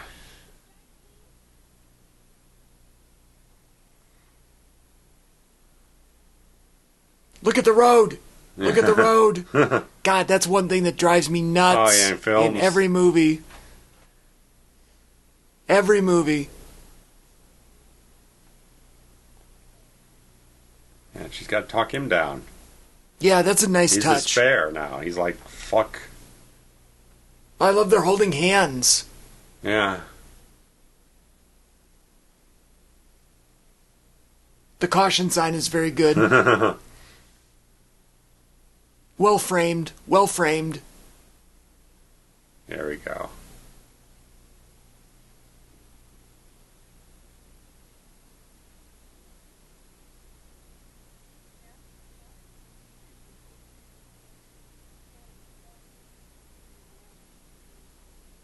Now,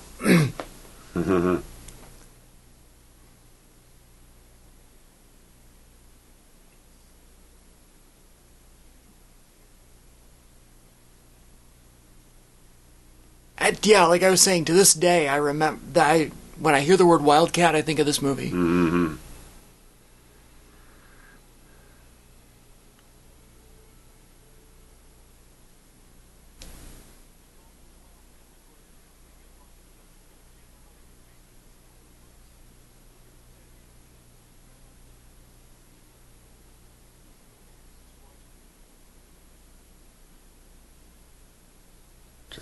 Such a tight screenplay, man. Yeah, everything is perfect.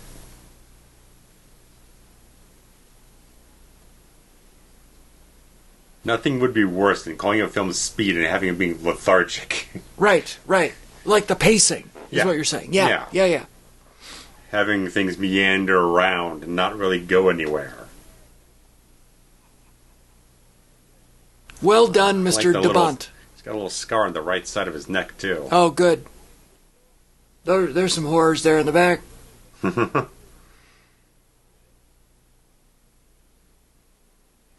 They ain't getting no Johns tonight. At least not right now.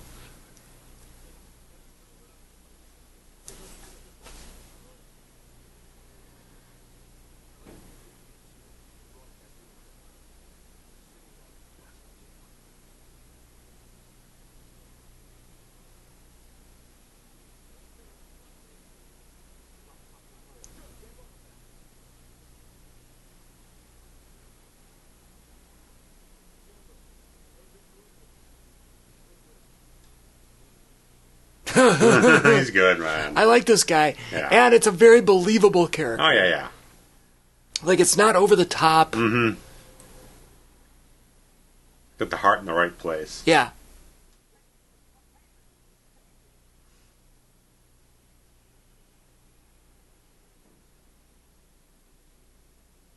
Great shot. Literally every face in the crowd was in frame, like not hidden. Mm-hmm.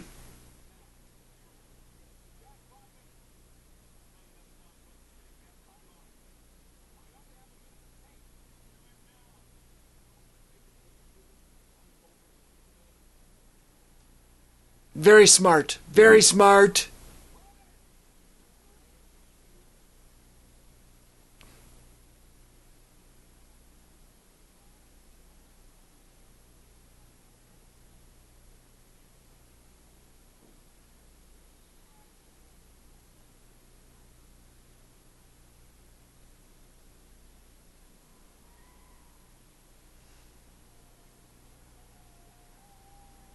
So smart. Everything about this movie.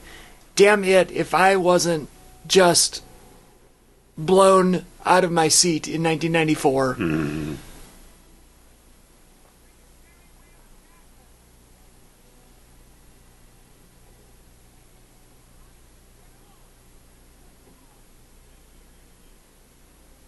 Yeah, horrors first.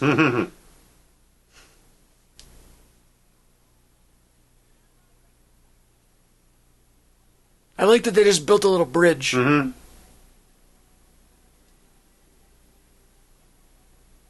Oh, there they go. Bless them. In their Sunday best. So sweet.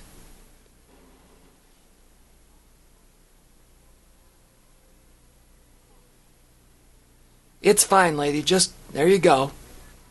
I feel like I wouldn't have a problem doing it. After the ride that they've had, Sure. whatever you need, You're ready guys. to bolt right across, Yep. and I'll jump if I have to. Yeah, give me your hand, sir, and good. No, yeah. nothing said. Yeah. Just a. Oh, Alan Ruck.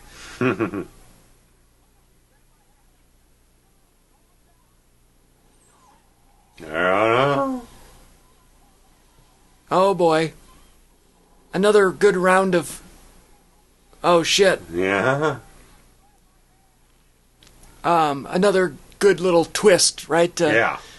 Just keep your puckered a little bit longer. And so it continues to pay off the whole thing. They ran over the spikes at the beginning of this thing, so that Right. the shredding tires keeps coming back around. Yes. Right. Nothing is lost. Nothing. That's another smart screenplay touch. You don't forget any part of the road you've gone down with the story. Well, and that one may have been like we need peril.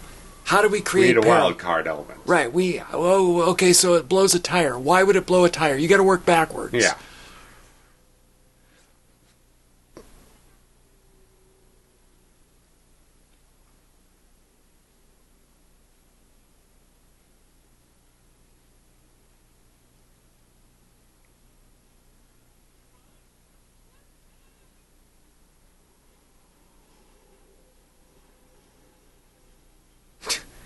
I can't believe they're gonna like surfboard it down there, or bobsled or whatever.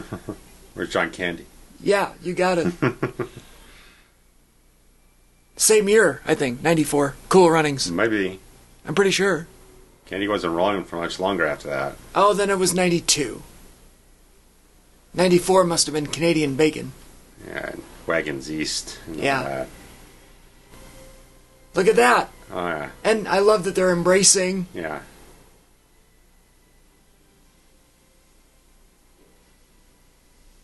So good. Oh. And this triumphant music. Mm-hmm. Great score.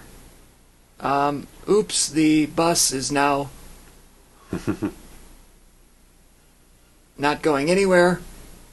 And again, even with no peril to the people, it's still ramping look up. at this. We've got peril. It's going to blow into another plane. Pacific Courier Freight. Unbelievable. Unbelievable.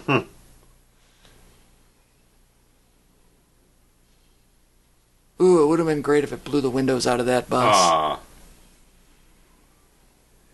Had to pay it off, man. Running for an hour. Wow. And look at this. I mean, that's a real explosion. That's the real deal. That ain't no CGI. No. Unbelievable. God, I love practical effects and practical stunts. How did that guy live?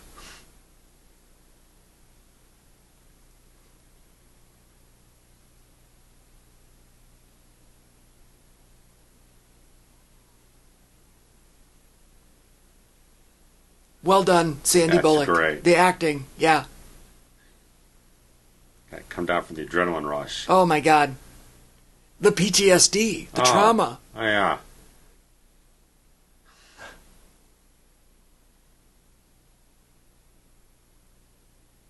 She's so great. I mean, she's got that perfect, fresh-faced, wonderful charm. Yep. Girl next door type of feel to it. She still kind of has that now. She hasn't really lost much, if anything.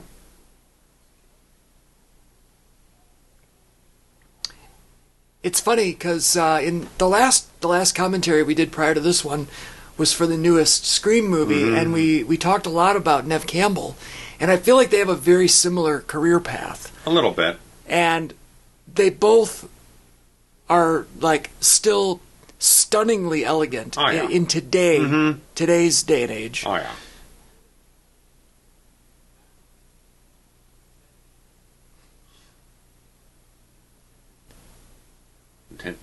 McMahon. Ow, that's gotta hurt like a son of a bitch. And what I do like here is we get a little bit of a let me up. Yeah. It was nice a breather, right? It's got to be a roller coaster. Yeah. You want to burn the audience out.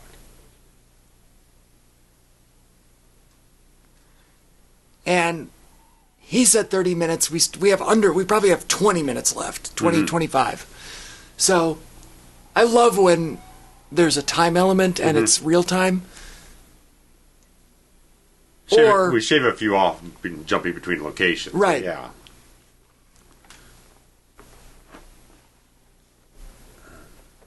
Makes sense.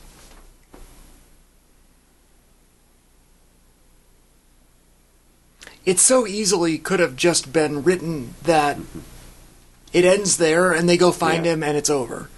It's an interesting thing that Good Hue ambulance, that's the same company ambulance that they use at Heat after they do the first thing, and then Pacific Courier on the plane is the same one used.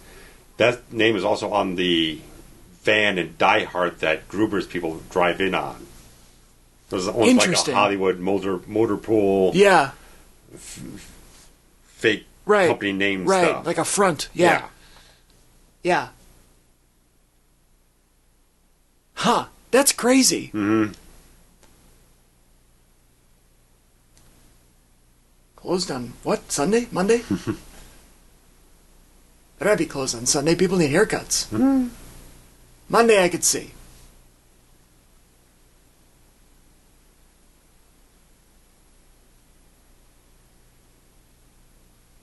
Now there's a bomb on the garbage truck? No, they're dumping off his money. Oh, I gotcha. Of course, he sees snipers. Yeah. Underneath the big target ball. Something like that.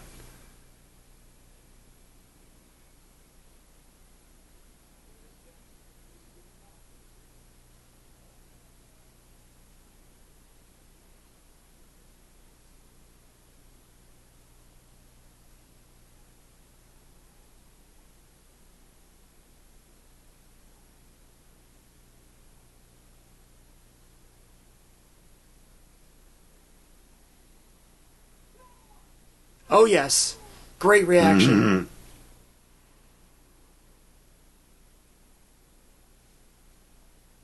So good. Mm-hmm.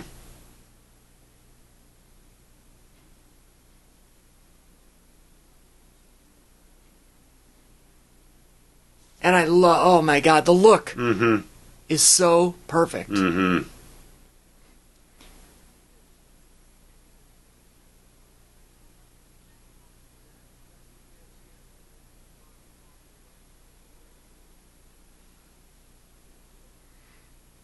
I mean, how great is that he Oh, yeah. infiltrated dressed up as the cop. It was nice when you had all these scenes coming back to him. Every so often you just saw the mannequin in the back. Right. When first you just see like some kind of black garb, but then as you go along it gets a little bit more Revealed, clear. yeah.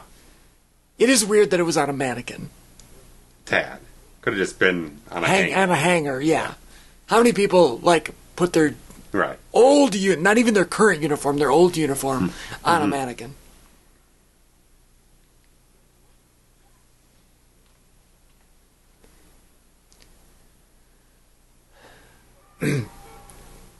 Is this the same shirt he was wearing before? Oh yeah.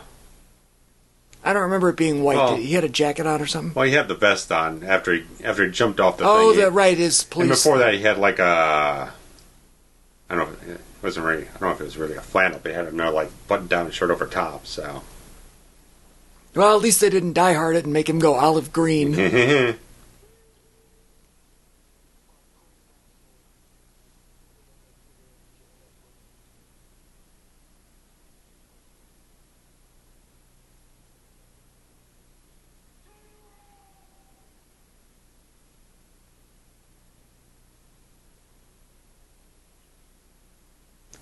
So good.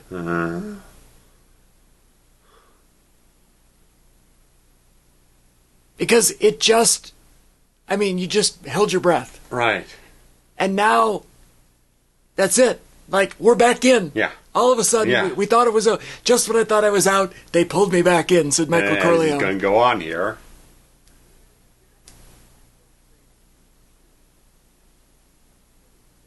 So it shows that the characters evolve and they learn, and that the experiences inform what they do next.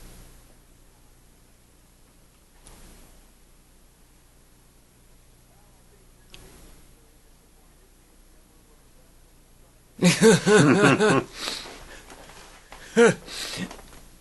got great all three of these have great chemistry. And you know what I like is that his attitude, Hopper's attitude, is his sense of humor, his cop humor. Yeah. A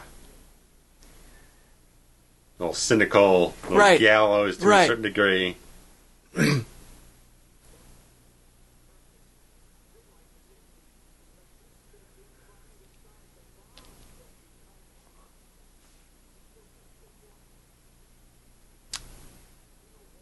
Did the person who wrote this movie do any other notable works? Because Graham Yost, I think the name was. I know there was the fact that they also brought in Joss Whedon to do rewrites on the film. Oh, did they really? We don't talk about him no more. Why? What did he do to upset you? Not me, everyone else. Oh. He's a scumbag. He treats women like shit. He harasses them and does all the kinds of nasty things. Because I know a lot of people that are very much obsessed with him. Oh, Graham Yost, he was the creator behind Justified. Oliphant. Which is a Joss Whedon project. Elmore Leonard. I thought Joss Whedon had something to do with it. No, that was like Firefly. And right, stuff. I know, but I thought that he was some sort of... I don't think so. Okay, all right. No, that was based off of Elmore Leonard's stuff. Elmore Leonard, the same person that did Jackie Brown. Out of sight. So, a good guy to adapt from.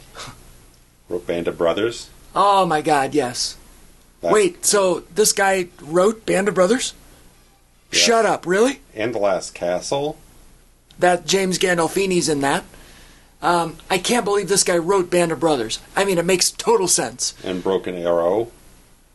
Hard Rain. I never saw that. Is Christian Slater in that? Yes. Did 2 episodes of From the Earth to the Moon.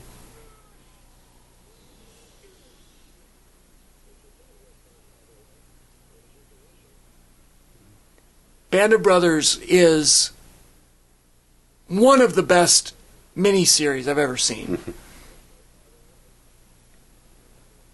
I think Chernobyl's still my favorite. Okay. Or the first season of True Detective. As far as... But Band of Brothers, oh my god. Right. Justified was awesome. Really, really fantastic show.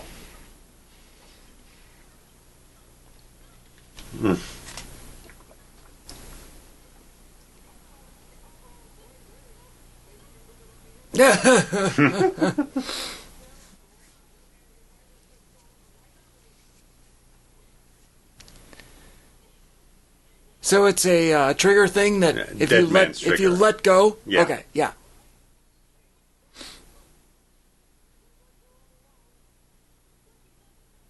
I like the fact that they maintain the theme of the movie, speed. So now they're on the train and it's out of control. So it's like they still maintain and justify, no pun intended, Right. the concept.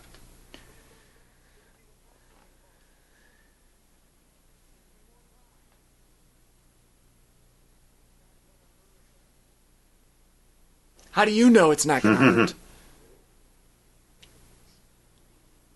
This is out of control, man.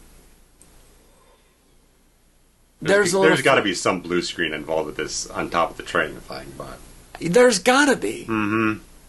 There's it looks no way. really damn good. There's no way. See, I even find it hard to believe that the legal team behind is it Fox that made this, would allow Keanu to do any stunts. You know what I mean? Like, it's a liability. The fact that the stunts that he's done in this film are insane. Right. Now he's fucked because it's dye pack all over his fucking money. Yeah, and his face. You can't do shit with it now.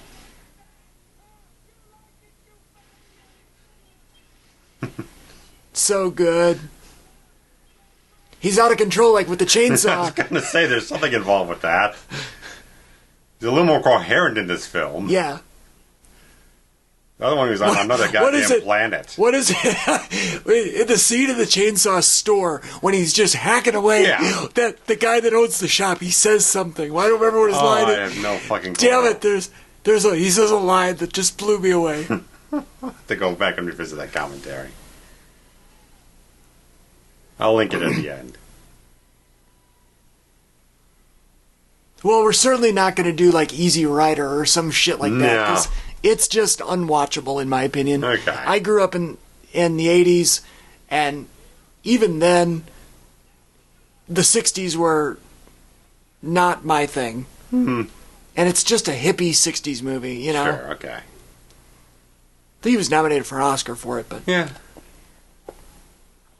I think he won Best Director for that. Oh, no, he did not win. Because I said in the Chainsaw 2 commentary that he was an Oscar winner. He was not. Right. He was nominated. Correct. He was nominated for it, but did not win.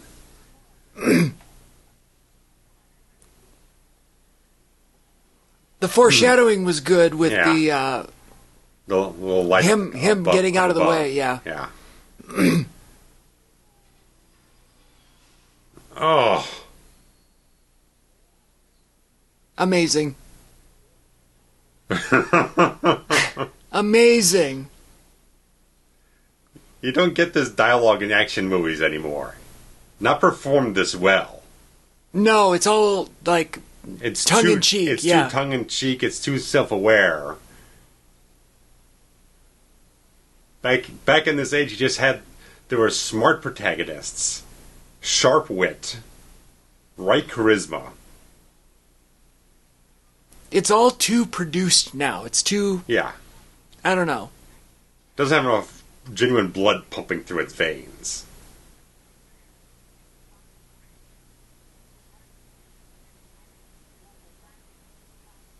Not as visceral anymore. That's the thing. Right, yeah. It's a little overblown right now. And you don't get as much of this tension. You can put yourself in this situation this entire film.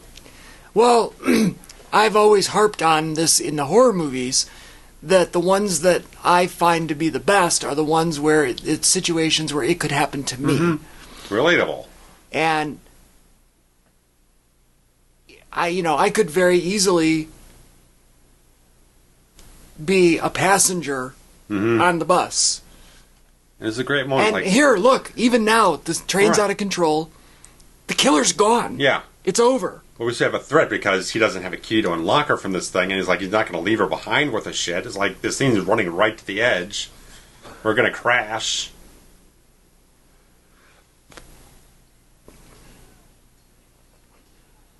And it gets realistic. And in another film, they say, oh, you're probably just, you kick it 2 or 3 times, it'll just come out and you're fine. That doesn't happen. Right.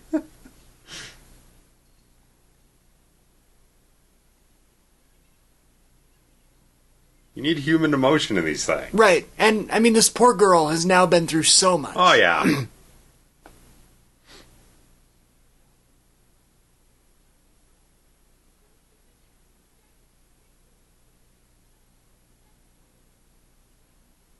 Again, this unfinished track thing, it's a little redundant for me. Tad.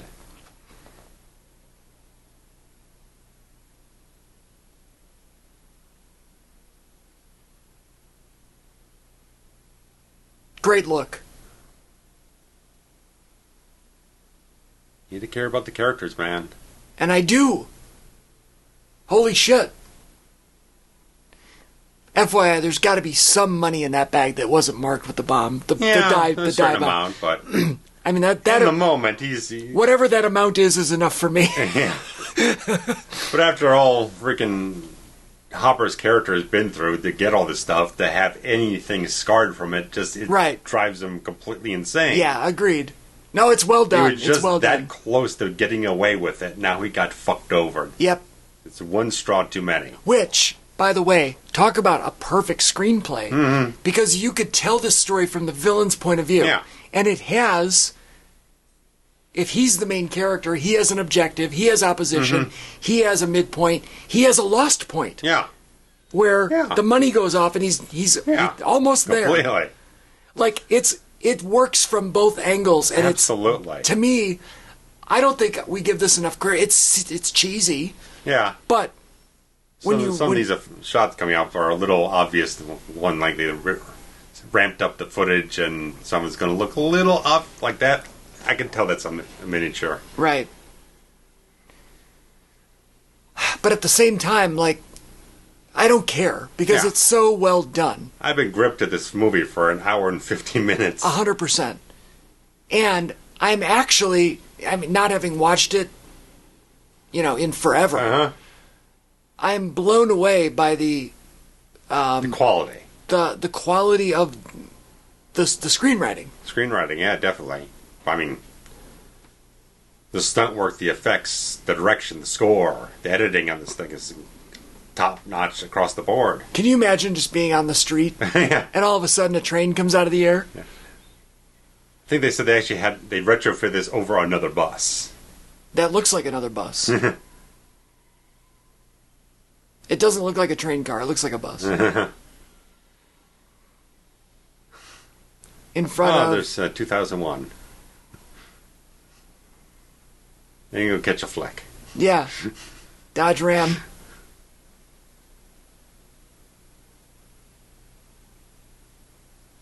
Unreal is right, sir. Guy in this freaking blue blazer with his freaking cufflinks. He's driving a fucking Dodge Ram now. Not Owen Hart blue blazer. No. Regular blue blazer. Yes.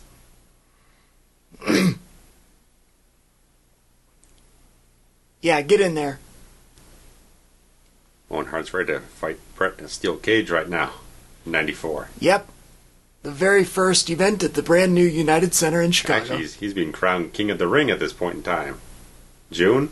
Yep. 94? Yep. Awesome.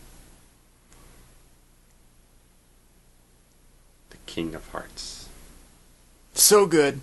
Owen was the best. I would like somebody to tell me that the relationship should just be based on sex. That would be tremendous. Ain't nothing wrong with that. No. Absolutely not.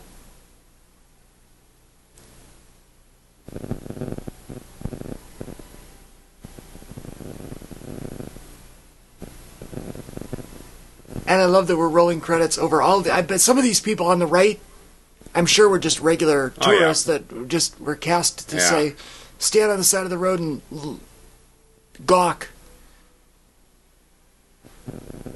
You might get a glimpse of Keanu Reeves. The guy from Point Break and Bill and Ted. And we get a Billy Idol song.